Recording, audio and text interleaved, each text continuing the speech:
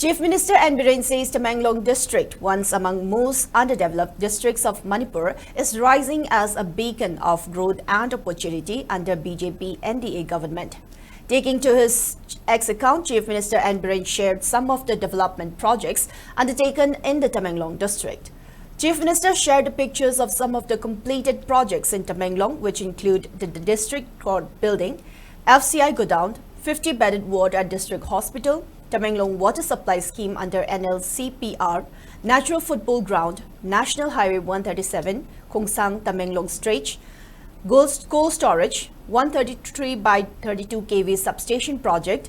Chief Minister N. Biren also mentioned in his post about the 7A side synthetic football turf, which is yet to be inaugurated, and ongoing construction of Tamenglong Mahur and Imphal Kangchup Tamenglong roads, science block at Tamenglong College, and the ongoing construction of Convention Hall project.